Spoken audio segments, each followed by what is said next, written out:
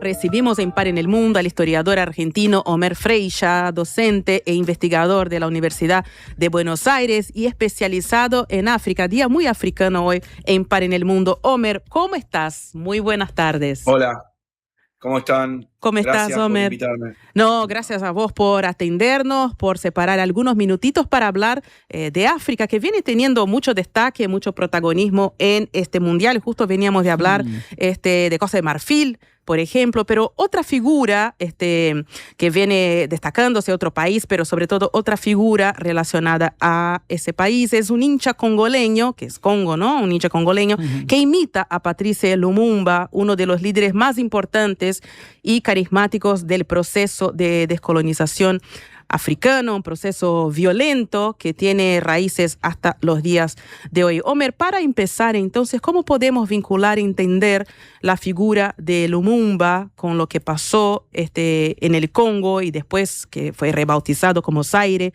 durante la dictadura de Mobutu hasta la guerra actual que sigue en una zona del país? Es una pregunta enorme, pero vos tomala como te parezca. Bueno, Lumumba es un recordatorio flagrante de las injusticias globales, no solo en el Congo, sino en África Central y en el mundo, de la arremetida de la mano del neocolonialismo, del imperialismo, que hace de las suyas. Y lo que tiene particularmente de escalofriante el caso de Lumumba es la forma alevosa en la cual lo eliminan, que incluso hay una directiva del presidente en ese momento estadounidense, Eisenhower, de algo así como quíteme de encima a este muchacho, es un peligro. Y en agosto del 60, ahí en pleno gobierno efímero que tuvo Patrice Lumumba como primer ministro y Joseph Kasavubu como presidente, ese primer tándem que se puede decir que nació mal parido de alguna forma porque Lumumba estuvo apenas 2 meses y medio en el poder y sentenciada a su suerte, ya con el discurso de descolonización que da, el discurso de independencia del 30 de junio, es el día más importante del calendario de esta República Democrática del Congo, le enrostra al rey Balduino, al rey belga que estaba ahí presente como varios asistentes más, todos los delitos los crímenes del colonialismo, lo mal que lo pasó el Congo con él y con los reyes previos, la época de Leopoldo II, que fue igual o peor de atroz, que fue una colonia sin metrópoli, un caso singular, y eso le compra como la sentencia de muerte, porque entre eso y el asesinato, que es el 17 de enero de 1961 puntualmente, son apenas escasos, sí, ni 6 meses, un poco más de 6 meses. Y bueno, esto es la historia de un mártir que se ha hecho una leyenda, que está bueno que Michelle Nkuka Mondalinga, alias Lumumba Vega, ese apodo que tomó, Ahí va. lo tenga ahí como estatua, parado 90 minutos. Pero también, no solo la figura de Lumumba, que se ha hecho como un ícono nacionalista, pese a las acusaciones de comunismo, porque después también lo endilgan a la amenaza de la Guerra Fría, a aliarse con la Unión Soviética, no fue así, que era un líder nacionalista, no comunista. De hecho, hay una entrevista en Le Soir, una vez que él le preguntaron que si era comunista, y le dice no, se ríe casi, le dice no, eso es algo que me adjudican los enemigos para desviar la discusión, la situación, y en realidad yo soy nacionalista, yo defiendo los férreos intereses del Congo. Así que bueno, también lo peor de todo, el desmembramiento del cadáver paseado por ácido sulfúrico, igual que los 2 colaboradores que habían sido gabinetes de parte de los ministros, que habían sido 2 ministros de él, de sus amigos, operadores de su primer gabinete, ese único gabinete que pudo formar. También son asesinados con él, en el sur, en Katanga, que lo odiaban particularmente, que es la región que apenas una semana de gobierno independiente se secesiona, con intereses mineros, con Bélgica atrás, con Estados Unidos, con la CIA, y pasan el cadáver por el ácido sulfúrico, solo queda la raíz de un diente, varias décadas, que lo queda uno de los verdugos, que recién, allá por 2020, 2021, se lo ofrecen a la familia. También es muy emotiva la carta de despedida que deja Lumumba a Pauline. Hay que leerla esa carta, es impresionante la convicción. Y él sabe que va al cadalso. O sea, él tenía partidarios en el este del país, nunca puede llegar, digamos, lo encarcelan, está en detención varias semanas y después lo llevan al sur para propinarle una tremenda golpiza, torturas, como decía, fusilamiento y descuartizamiento del cadáver, del cual solo sobrevive un diente de esta persona, de este prócer, de este héroe congoleño. También es un ícono, un referente dentro de las generaciones de lo que es la generación de independencias de África de esta década del 60, que es explosiva en independencias de varios países. Solo en el año 1960, en 30 de junio es el turno de este Congo, pero por ejemplo el otro Congo, el ex francés, Congo Brazzaville, a diferencia del Congo Kinshasa, digo, porque ve redes sociales y todo el tiempo se equivoca la gente, ponen la bandera mal, hay confusiones, sí. No entiendo, son países de los cuales se habla muy poco. Hay 17 países en 1960, con esto cierro, se independizan solo de enero a diciembre de 1960. Después van a seguir otros. O sea, son dos décadas de ebullición independentista en África. Se abren muchísimas preguntas, pero ahí si querés hacer la aclaración de los dos Congo precisamente está bueno, porque vos decís recién muchas informaciones se viralizan en forma errónea en redes sociales. Entonces está bien hacer el señalamiento, que aclares perfectamente cuáles son las dos repúblicas que existen o los dos países que existen hoy en día y a qué tradición responde cada uno o en qué situación está cada uno. Claro, contextualizo. Dale. Históricamente. Las fronteras modernas han cambiado bastante poco de África, son impuestas a raíz por Europa, ¿no? Por europeos, por las futuras metrópolis que van ocupando el territorio casi entero del continente. En la famosa conferencia de Berlín, que es entre el 15 de noviembre del 84 al 26 de febrero del 85, y fijan arbitrariamente las fronteras, y ahí hay una disputa, como en otros escenarios, por la fijación definitiva de los límites, que en este caso en las dos repúblicas coincide con el río Congo. De hecho, algo así como que Brazzaville, la capital de República del Congo, y Kinshasa, la capital de República Democrática del Congo, son algo así como ciudades hermanas, pues están enfrentadas casi, divididas por un río. Entonces, uno francés y el otro, el que toca ahora el participante del Mundial, ex colonia belga y muy conocido como el Congo belga. Pero por ahí se sabe el Congo belga, que fue, digamos, esa posesión belga, pero no la historia previa, por ejemplo, que a mí me interesa mucho, del Estado vampiro, el Estado depredador de Leopoldo II, que se cargó 10 millones de congoleños en menos de 30 años, previo al colonialismo oficial. Antes de meternos, quizás una pregunta ahí cabe es cómo es el vínculo entre estos dos países, entre los dos Congos enfrentados o separados por un río, y meternos también en la serie de gestualidades en relación a las protestas que expresaron algunos jugadores del Congo haciendo el gesto de la pistola y el cierre en la boca durante el Mundial. Vamos a ir a una pequeña tanda y volvemos con eso para cerrar un poco la idea del Congo, ¿no? Vale. De 15 a 17, paren el mundo.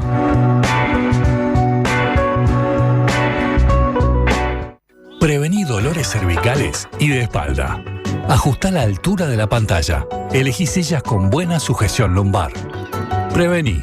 Preasociate a la Española. 1920-1234 o preasociate.com.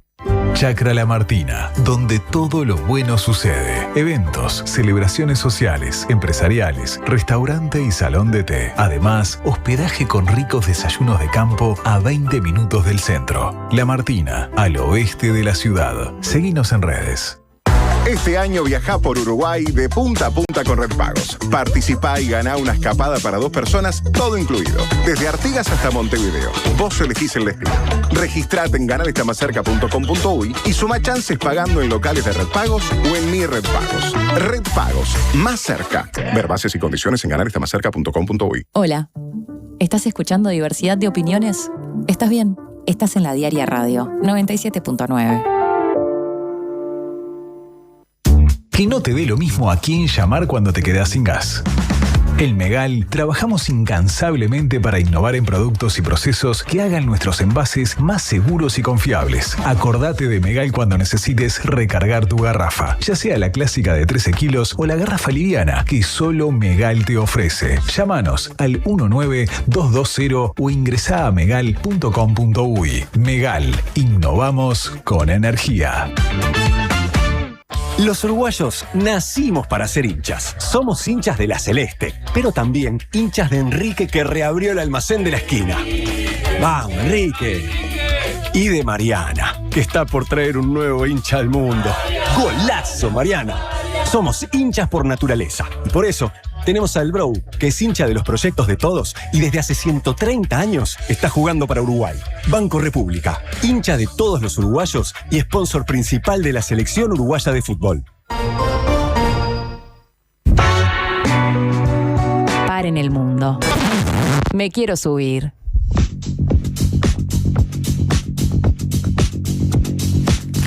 Volvemos a Par en el Mundo. Estamos en conversación con el historiador africanista Omer Freixa. Omer, antes del corte, Brian preguntaba justo cómo es la relación entre los Congos y ese gesto que también veíamos a Lumumba Vea haciendo durante los partidos, ¿no? De cerrar la boca y hacer como la pistola señalando su propia cabeza. ¿Qué significa eso? Entre los dos Congos, bueno, ha tenido altibajos. O sea, de todas formas es una buena relación. No han ido a la guerra, lo cual no es poco. Y ahí entró la otra pregunta. En un momento, a este fan número uno, le digo yo, Lumumba, se lo ve haciendo como un gesto así, como lo que decías vos, que es, de los 90 minutos que estuvo parado como una estatua, rememorando, digamos, a Lumumba e imitando la pose que tiene la estatua principal, que está en Kinshasa, en la capital congoleña. En un momento hace como un cambio de pose y hace ese ademán que implica la denuncia de las masacres que se están sucediendo más que nada hoy en el noreste del Congo, que es un conflicto profundo y complejo que ya tiene más de un cuarto de siglo, que es un poco lo que denunciaba Lumumba, como líder nacionalista y como panafricanista, en el sentido de hay varios motivos. Este conflicto actual es la secuela de dos guerras en el Congo, que la segunda, 1998-2002, generó una guerra entre 10 estados africanos. De hecho, le llamaron la Primera Guerra Mundial Africana. Y lo que denuncia Lumumba Vea, cambiando la postura, algo así como un genocidio, pasa que técnicamente no es genocidio, es una discusión jurídica dentro del punto de vista del derecho público internacional, es las masacres en las cuales están involucrados grupos armados en un conflicto que ha dejado más de 6 millones de muertos desde 1945, que es la cifra más mortífera en un conflicto desde el final de la Segunda Guerra Mundial, del cual no se oye hablar. Y eso es lo que está denunciando, que tiene complicidades externas, así como lógica interna. En el sentido de que hay un grupo que estos días, o digamos, el último año y medio, se habló mucho, que es el M23, que es una guerrilla que combate al gobierno congoleño y tiene apoyo ruandés del estado vecino del noreste, que es una zona conflictiva. A todo esto también serviría como un anexo recordar que el noreste del Congo, principalmente el estado más norteño al este del país, que es Ituri, que tiene un terrible brote de ébola. De hecho, hoy ya levantaron la perdiz porque llegó un caso importado a Francia. Exacto. De un médico que estuvo en el Congo atendiendo víctimas. Pero en líneas generales, la señal que hizo Lumumba Vea, además de la pose característica imitándolo al líder original, es la denuncia de un conflicto silenciado del cual ha muerto más de 6 millones de personas, en el cual también los congoleños tienen cierta culpabilidad, no solamente un saqueo externo, y después también hay razones étnicas, hay razones geoestratégicas, Ruanda está respaldando la M23 por sus propios intereses regionales, que es un gran actor importantísimo, aunque es mucho más pequeño territorialmente que el Congo es 70 veces la metrópoli, Congo es 70 veces Bélgica, Europa Occidental entra dentro del tamaño del Congo, y cantidad de tierra cultivable, recursos mineros, cobalto, coltán. En parte las 2 bombas atómicas que se tiraron sobre Hiroshima y Nagasaki se construyeron con el uranio congoleño, del sur, de Shinkolowe, un emplazamiento minero que está en Katanga, esta región donde lo terminan maltratando, torturando, asesinando a Lumumba, es una de las regiones mineras más ricas del mundo. O sea, el Congo quiero decir, el Congo es víctima de lo que se conoce como la maldición de los recursos. El Congo es tan rico como inversamente proporcional a la población que puede aprovechar esas riquezas, no la aprovecha. O sea, estoy diciendo que básicamente todos los celulares tienen o algo, o un poquito de ese coltán que sale de las entrañas del Congo. Me encanta la definición que vi hace unos años cuando me metía en el tema, varios años, al Congo, a este Congo, no el otro, el francés, como un escándalo geológico. Esa definión me quedó muy, muy grabada. Y les dejo una cita de Fanon, Fran Fanon, un teórico de la liberación, anticolonialista, que hay que leer sí o sí para estos temas. Psiquiatra. Que dice, psiquiatra, exacto, sí, participó en el Frente Nacional de Liberación Argelino, Martinico, que escribió mucho sobre las secuelas de la guerra, etcétera, que dice que si África tuviera forma de pistola, se la puede representar como una forma de revólver, de pistola, el Congo sería el gatillo. Esa es una frase muy contundente que siempre me viene a la memoria cuando tengo que hablar de estos temas tan dolorosos que están aconteciendo en el Congo. Eso es lo que les puedo decir, sin entrar en la matriz del conflicto, que es un tema que da para un programa aparte. Me imagino. Queda claro, digamos, la figura de Lumumba como emblema, como mártir, obviamente, y como emblema para el pueblo congolés y demás. Me queda una duda ahí en por qué se vuelve un emblema para el panafricanismo, o por qué fue un emblema dentro de la lucha panafricana en su momento. Si podés contarnos un poco de eso, para entender también la importancia a nivel continental, ya no solo de su propio país. Generalmente, todos los líderes nacionalistas de esta época de independencias de África, es un movimiento que empieza en el 58. El Movimiento Nacional Congoleño es el partido que funda Lumumba casi 2 años antes de la independencia. Si se leen los discursos de Lumumba, en los discursos aparece esta idea de que él quería que el Congo, es más, el discurso que le deja Pauline a la viuda, en ese discurso dice que el Congo sea el inicio de toda la liberación africana.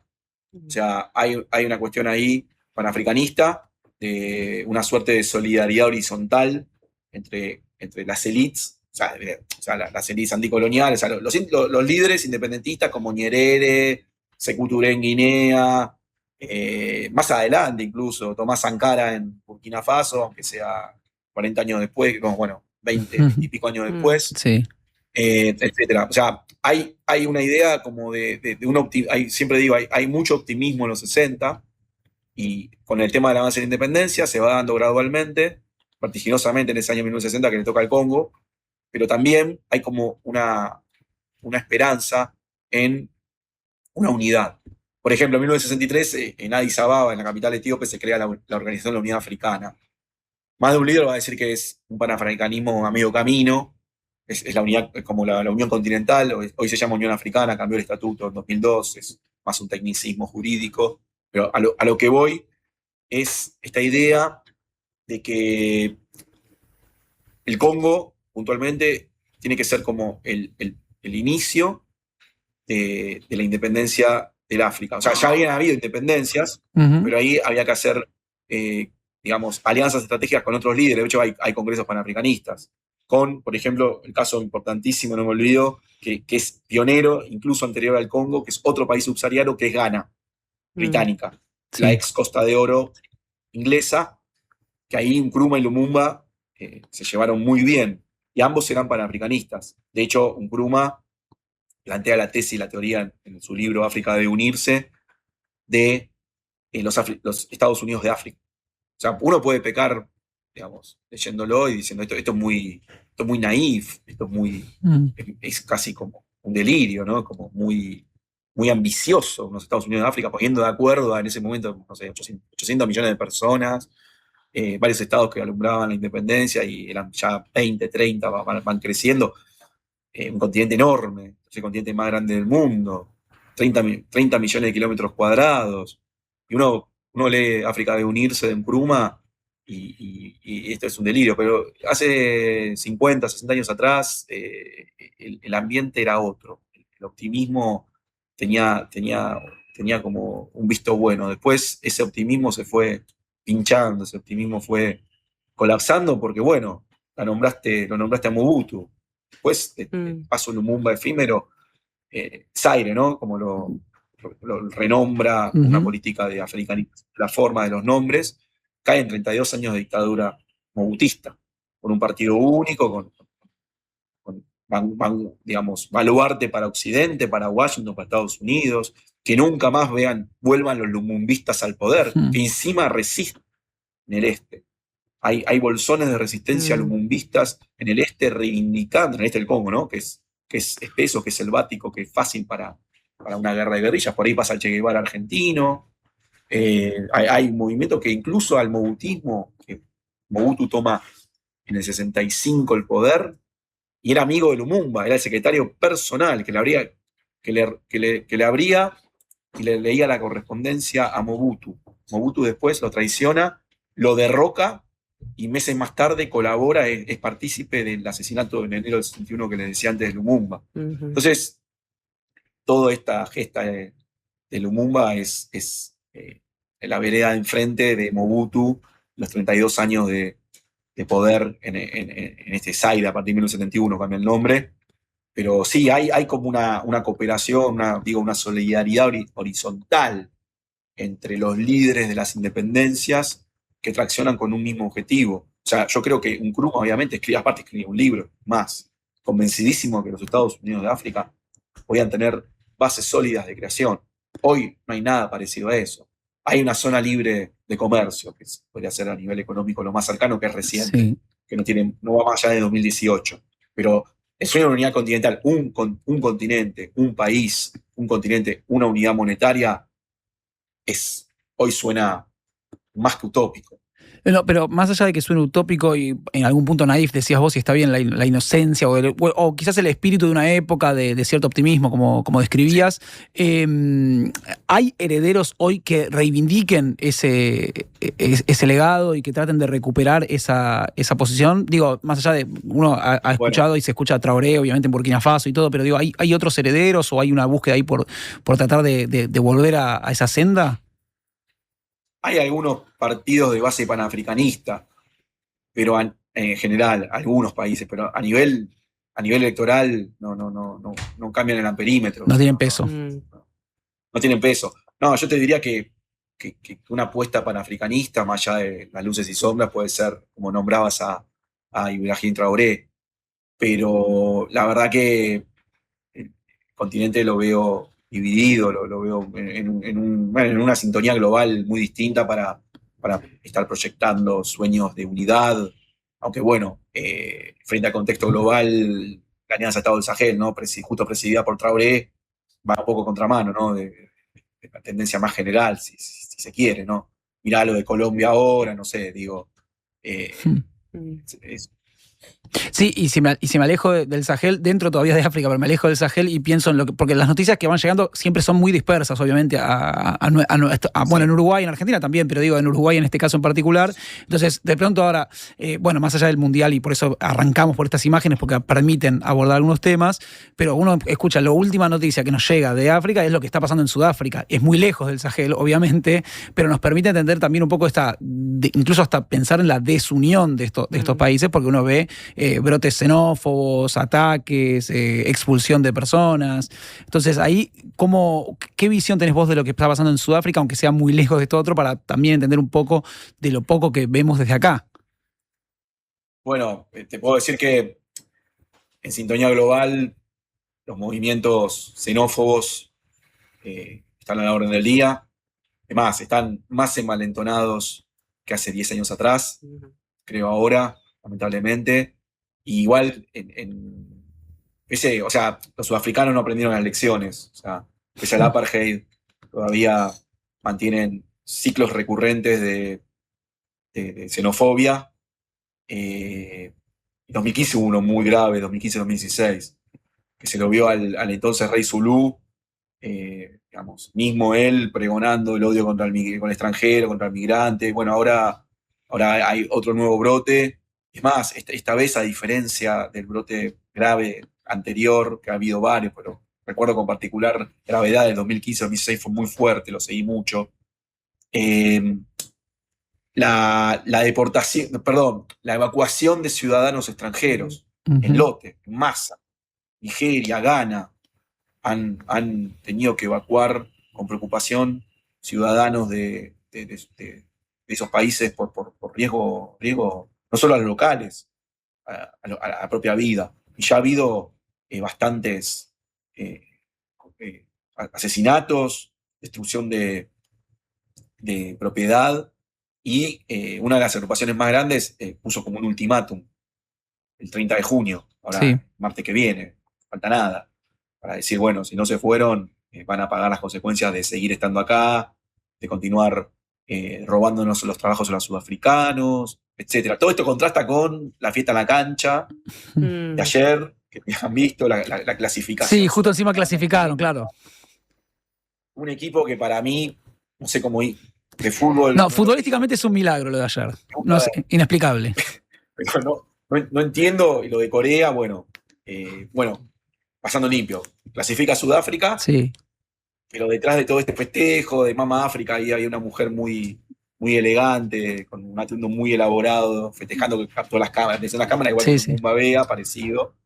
Pero bueno, todo esto es la punta del iceberg, ¿no? Después tenés Sudáfrica con unos niveles rampantes de desigualdad, las consecuencias del apartheid que a nivel socioeconómico no terminó, y estas oleadas de xenofobia que no son novedad, que son recurrentes. Así que, bueno, habría que visibilizar también. Ojalá el Mundial ayudara a visibilizar lo mal que lo está pasando ciertas comunidades migrantes en Sudáfrica. Ahí va.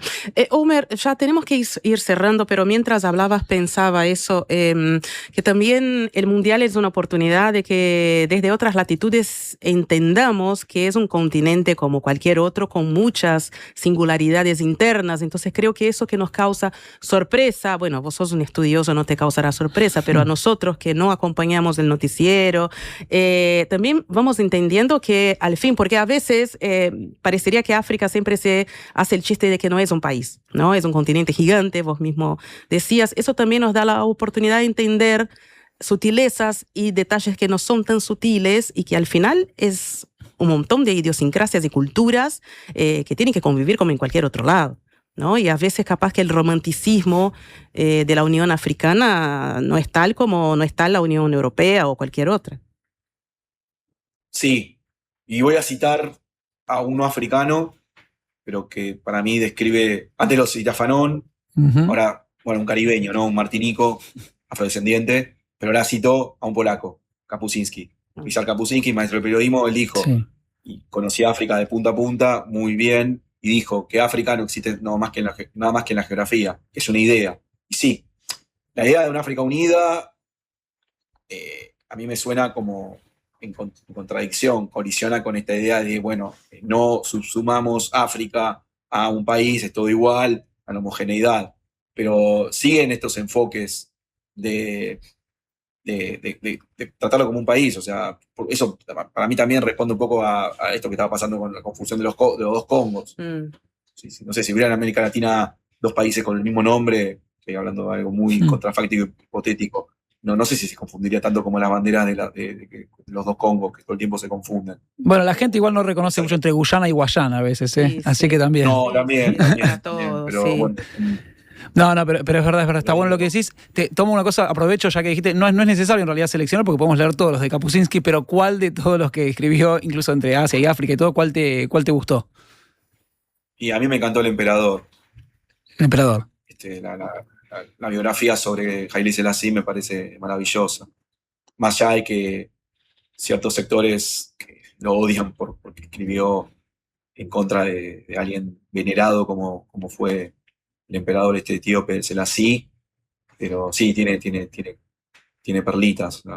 Como africanista, ¿no? O sea, ébano también, pero la verdad que el emperador aparte fue lo primero que leí de Kapuscinski. Entonces, bueno, me pareció interesante introducir la pregunta con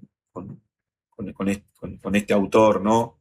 Y plantear la idea de, bueno, salir un poco del tópico, ¿no? De África todo igual. Fíjense la diversidad de selecciones que hay, ¿no? Cómo juegan, cómo festejan, ¿no?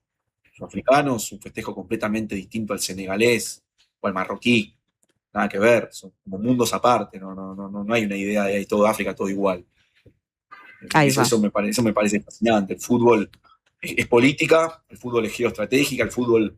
¿Por qué hacen en Estados Unidos el Mundial y en otro país justo en 2026 con Trump en efervescencia, con sus medidas antimigratorias? Podemos hablar mucho y mal, pero prefiero guardarme un poco. No, está bien. Nosotros venimos abordándolo además en columnas y demás, justamente el Mundial como un elemento geopolítico, claramente. Pero bueno, queríamos detenernos un poco en África, aprovechamos eso. Te agradecemos muchísimo, Omer. Siempre es un placer poder hablar contigo sobre África y que nos cuentes un poco de las diferencias, precisamente, y no justamente de las unidades hacia adentro, para entender un poco mejor ese continente enorme.